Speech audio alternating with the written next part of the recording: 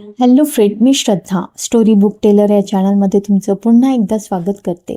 आपण ऐकत आहोत साईनाथ पाचारने यांची दत्तक ही कादंबरी भाग 12.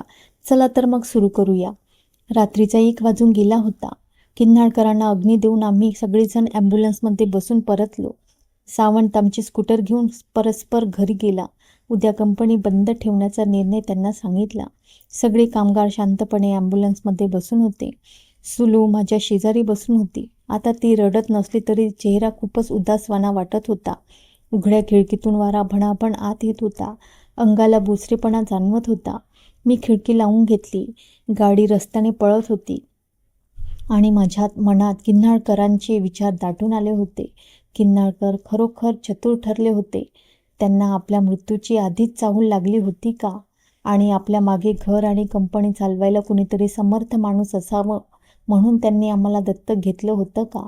मुद्दामहून त्यांनी वयात आलेल्या मुलांना दत्तक का घेतलं याचा शोध लागला. कंपनीचा व्याप सांभाळण्यासाठी त्यांना कुणीतरी माणूस हवंच होतं. माणूस खरोखरच दूरदृष्टीचा निघाला. ॲम्ब्युलन्सने आधी आम्हाला आमच्या घराजवळ सोडलं. सुलू आणि मी किसान गल्लीतल्या आमच्या घराजवळ उतरलो. सगळीकडे सामसूम होते. आम्हाला सोडून ॲम्ब्युलन्स रो रो आवाज करीत निघून गेल्यावर आम्ही खरोखरच अगदी एकाकी पडलो. दूरवर कुत्र्यांचा भुंकण्याचा आवाज येत होता. रस्त्यावरचे मर्क्युरी उदासपणे जळत होते. गेट उघडून आम्ही घराकडे निघालो. सुलू मला खेटून चालत होती. चालता चालता तिने माझा हात धरला होता. जणू तिला खूप भीती वाटत होती. आमच्या दोघांच्या सावल्या खूपच भयावह वाटत होत्या. सुलू त्या गडद अंधाराला घाबरून माझ्या आधाराने चालली होती. आमच्या दोघांचा तो एकाकी प्रवास सुरू झाला होता. आता इथून पुढे आम्हा दोघांनाच हा एकाकी प्रवास करायचा होता. किन्हाळकरांनी लावलेली ही 2 रोपटी एकाकीपणे वाढणार होती. रोपटी लावणारा माळी निघून गेला होता. मला माझ्या नशिबाचं हसू आलं. माझी नियती मला कुठून कुठे घेऊन आली होती. काय लिहिलंय तिने आपल्या नशिबात? कसली जबाबदारी तिने माझ्या गळ्यात टाकली होती? काही महिन्यांपूर्वी अनाथ असलेला मी या घरात दत्तक म्हणून येतो काय? किन्हाळकरांच्या जाण्यामुळे या घराचा कुटुंब प्रमुख होतो का? सगळंच अघटित होतं. किन्हाळकरांनी खरोखर आम्हाला रस्त्यावरून उचलून या देवघरात आणून बसवलं होतं. पण मला राहून राहून आश्चर्य वाटत होतं. मला रडू का आलं नाही? खरं म्हणजे मी रडायला हवं होतं. किन्हाळकरांसाठी डोळ्यातले अश्रू खाली पाडायला हवे होते. पण तसं काहीच झालं नाही. आपण खरोखरच किन्हाळकरांच्या रक्ताचे असतो तर रडलो नसतो का? ते आपले सख्खे वडील असते तर आपल्या डोळ्यात पाणी आलं नसतं का? मग आज आपले डोळे कोरडे कसे? की खरोखर मला किन्हाळकरांबद्दल आपुलकी वाटत नव्हती? घरात येईपर्यंत माझ्या मनातले असंख्य विचार ढवळून निघाले.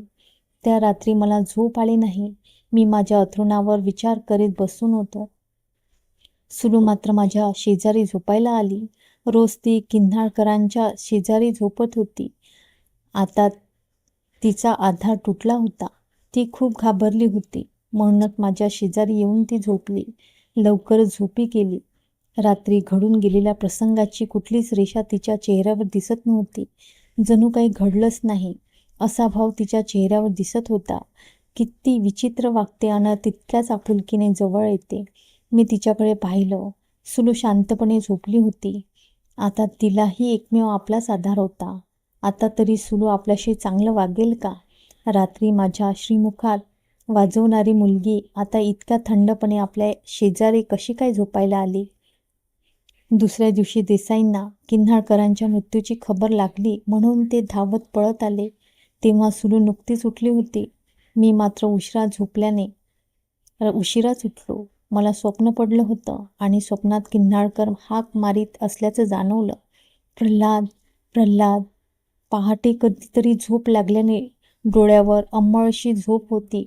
तोच कानावर हाका पडू लागल्या. किन्हाळकर मला उठवीत होते. मी ताडकन उठलो. पाहतो तर देसाई दरवाजात उभे राहून हाक मारित होते. त्यांचा चेहरा खूप घाबरलेला दिसत होता. माझ्या आधी सुलूने दार उघडलं. देसाई आत आले. पोरांनो, असं कसं झालं? किन्हाळकर तुम्हाला सोडून कसे गेले? देसाईने आपल्या घामाने डबडबलेला चेहरा रुमालाने पुसला अन समोरच्या खुर्चीत बसले. काय झालं होतं त्यांना? ते असे एकाकी का गेले? अटॅक आला होता त्यांना. माय गॉड! अचानक कसा काय अटॅक आला? याआधी पण येऊन गेला होता. मी म्हणालो, मग मला बोलला नाहीस ते? मला वाटलं तुम्हाला माहीत असेल. अरे कुठले माहीत असायला? किन्नाळकर एवढी ओळखीचे आणि जवळचे पण त्यांनी सुद्धा कधी सांगितलं नाही. अरे अरे, फार वाईट झालं. माझा खूप जवळचा मित्र गेला. देसाई हळहळत म्हणाले. रुमालाने ते आपला चेहरा एकसारखा पुसत होते. मग मीच विचारलं, तुम्हाला कधी समजलं किन्नाळकर गेल्याचं? पहाटे सावंतने फोन केला होता, म्हणून तर इतक्या सकाळी धावत आलो. खरं म्हणजे काल रात्रीच मी थांबायला हवं होतं. किन्नाळकरांचं अंतिम दर्शन तरी झालं असतं. आता आपल्याला तरी काय माहीत होतं असं होईल म्हणून?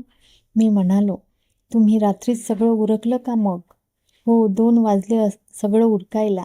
अरे, मग मला फोन करायचा तुम्ही. त्यांच्या मातीला माझा हात तरी लागला असता. तेवढं भान नव्हता राहिला आम्हाला.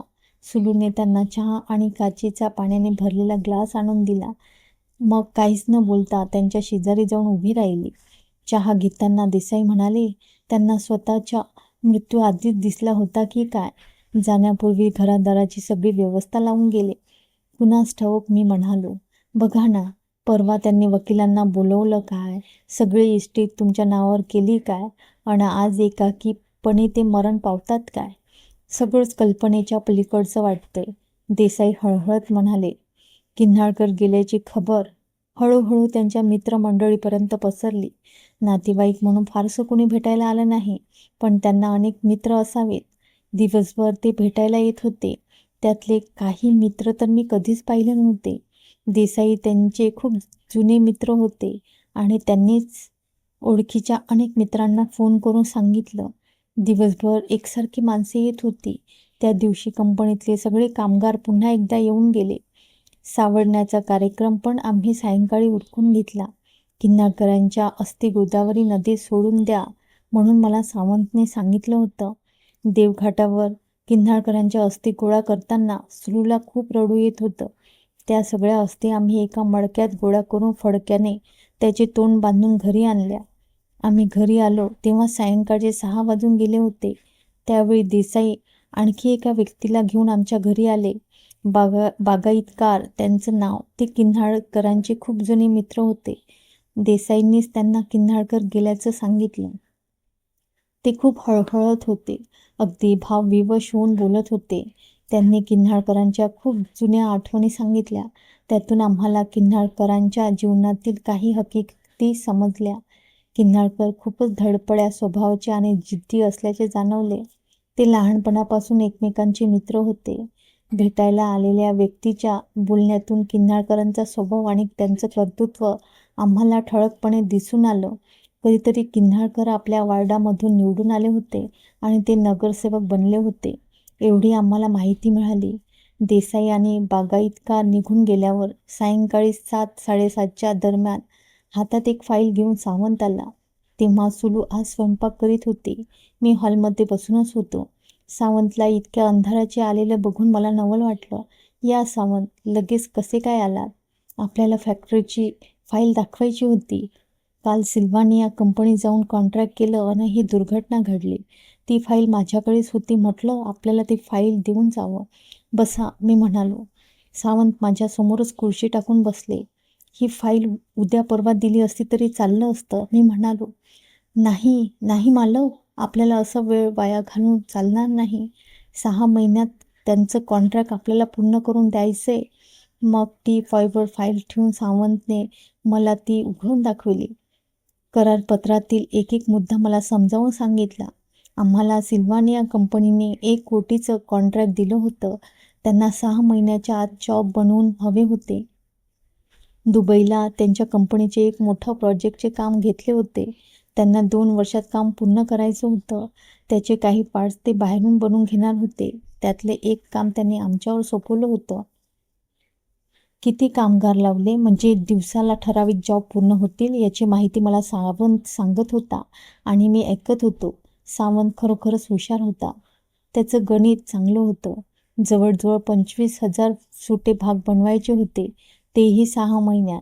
म्हणजे आम्हाला साप्ताहिक सुट्टी घेऊनही भागणार नव्हतं. तसेच आणखी काही कामगार कंपनीत भरणे गरजेचं होतं. सावंत मला समजावून सांगत होते, काम खूप मोठं होतं, पण सर्वांनी कष्ट केले की ते सहज पूर्ण होणार होतं.